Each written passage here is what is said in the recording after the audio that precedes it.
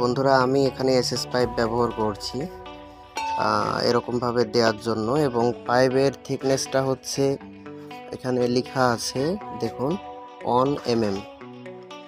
এটা পাইপটা হচ্ছে এই মোটার দিকে হচ্ছে 1 mm, এবং পাইপটা হচ্ছে 1.5 ইঞ্চি, অর্থাৎ 1 ইঞ্চিতে একটু বেশি মোটা। আর এই পাইপটা এই জায়গাতে হোল করার জন্য আমার কাছে বড় বিট নাই, তো আমি এরকমভাবে ট্রাই করছি।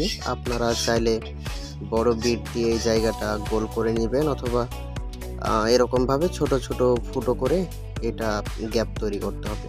তবে এই জায়গাটা খুবই স্মুথভাবে এবং খুবই সুন্দরভাবে বানাতে হবে।